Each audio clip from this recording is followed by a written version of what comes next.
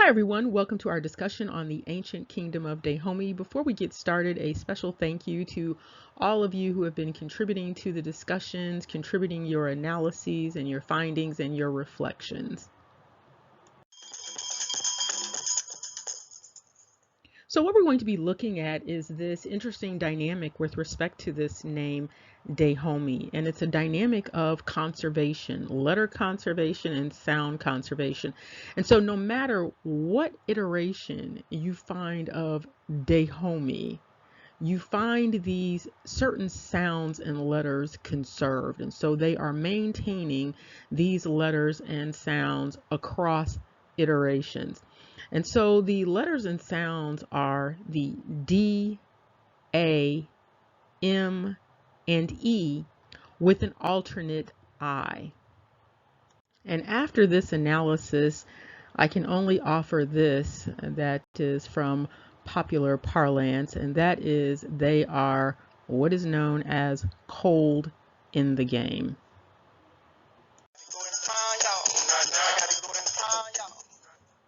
And so we're going to start off with the alternate I. And so when you do the anagrams for the D-A-M-I, you come up with a number of roots and words, starting with maid, M-A-I-D, D-I-M-A, A-M-I-D, M-I-D-A, D-I-A-M, I-D-A-M, and A-D-I-M. And surely some of you can already see where this is going.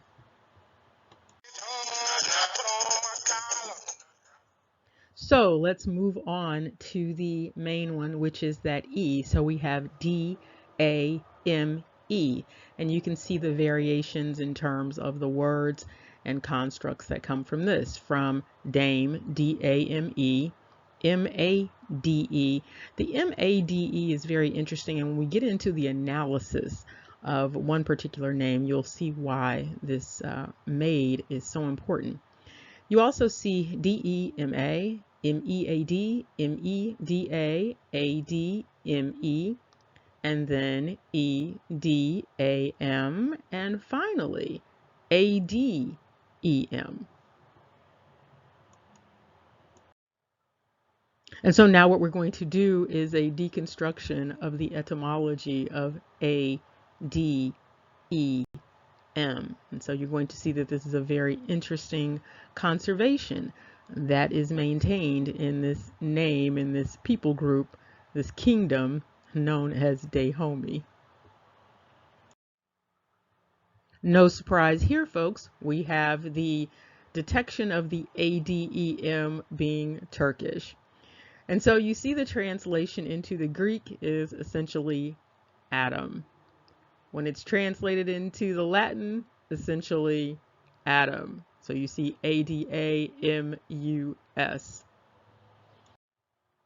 In the Tamil, you see the A-T-A-M, and then in the English, just directly Adam. And then in the Amharic, you see A-D-A-M-I. In the Irish, very similar to the Scots Gaelic, you see the A-D-H-A-M-H.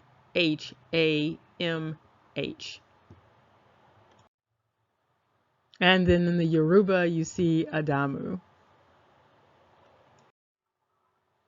And moving right along, in the Russian, you see Adam.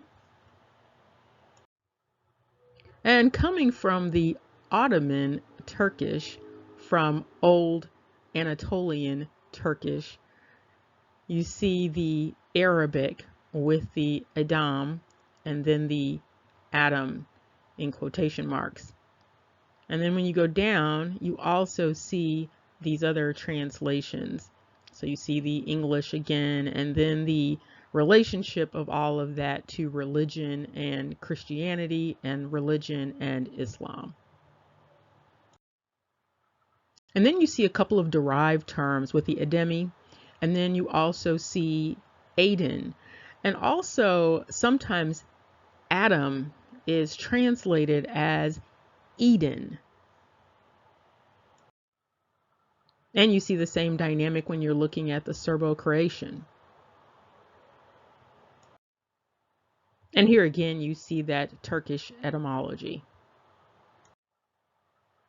And so what we have here is a kingdom that has these letter conservations that end up being essentially Edom. Now, originally, there was an indication that this kingdom was understood as Dan-HOMEY, but clearly something else is going on here. And there is this conservation, as you recall, with the Wida name. And so that da is repeated no matter what you are seeing that da, whether you're talking about da homie or whether you are talking about Wida, Juida, Huida, you continue to see this da conservation. You also see this da conservation with the word alada. And so you see a number of dynamics that are serving to hold on to this construct of Esau and this construct of Edom.